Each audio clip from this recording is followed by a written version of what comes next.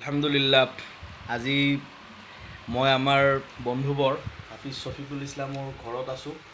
তেওঁৰ এই ভতিজা অৰ্থাৎ ককায়েকৰ ল'ৰা আমিনুল ৰহমান এই সদ্য ঘোষিত মেট্ৰিকৰ ৰিজাল্টত আলহামদুলিল্লাহ খুব ভাল ফলাফল দেখুৱালে। ই 87% সৈতে ডিষ্টিংশ্যন লাভ কৰিলে। চ' আমিনুৰ কিহত তুমি কিমান নম্বৰ পালা অকণমান কোৱাচোন। ইংলিছত কিমান পালা? ইংলিছত পালোঁ 83, হয়, মেথছত পাইছোঁ 82, হয়, ইলেক্টিভ সংস্কৃত আছিল তাতে 96, হয়, ছায়েন্সত 96, এছামিছত 80। হয়। এতিয়া আচলতে আলহামদুলিল্লাহ এওঁলোকৰ পৰিয়ালৰ কাৰণে খুব সুখৰ খবৰ। আৰু এইখন ঘৰৰ লগত বিশেষকৈ শফিকুলৰ লগত মোৰ আজি বহু বছৰৰ পৰা অহা যোৱা নিজৰ ঘৰৰ দৰে। কিন্তু কথাটো হ'ল যে যে আমাৰ আমিনুলে যে ইমান ধুনীয়া এটা ৰিজাল্ট কৰিব মই কিন্তু এবাৰো গম পোৱা নাই। সি যেতিয়া ডাঙৰ হ'ব ধৰিলে তাৰ লগত মানে সৰু থাকোঁতে কথা বতৰা পাতিছিলোঁ, ডাঙৰ হ'ব ধৰিলে অকণমান গেপো আহিল, তাৰ লগত কথা বতৰা নাপাতোঁ। আৰু এই চববিলাকৰ আলহামদুলিল্লাহ বেকত এওঁলোকৰ পৰিয়ালৰ সকলোৰে দুৱা আছে।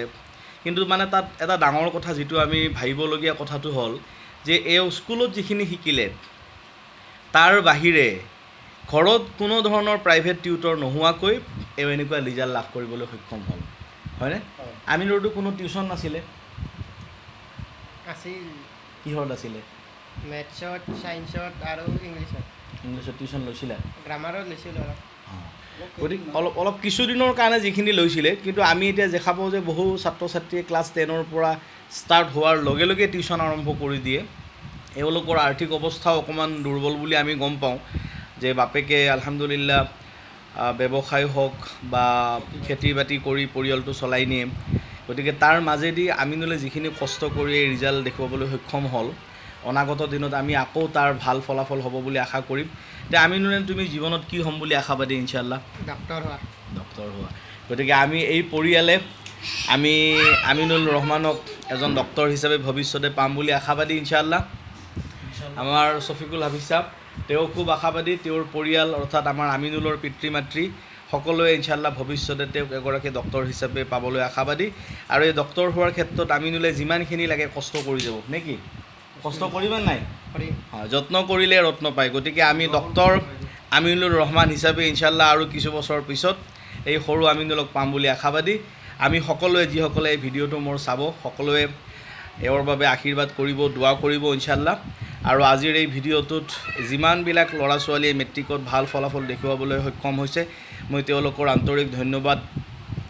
ধন্যবাদ জনাইছোঁ, তেওঁলোকৰ শলাগ লৈছোঁ, তেওঁলোকক কৃতজ্ঞতা জনাইছোঁ।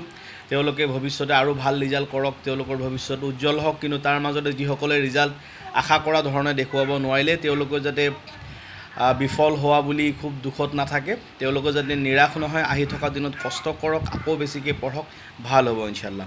ঠিক আছে আমিনুল, তেতিয়াহ'লে আহি থকা দিনত আকৌ লগ পাম আমি, এনেকৈ পামনে নাই? আৰু ধুনীয়াকৈ এনেকৈ ঘৰত আজি যেনেকুৱা আমিনুলৰ মায়ে পিঠা বনাই দিলে, মিঠাই দিছে, আকৌ আমি এনেকৈ ভাল ৰিজাল্ট হ'ব আমিনুলৰ, আমি ধুনীয়াকৈ মিঠাই খাম, নে কি? ঠিক আছে ইনশাআল্লাহ।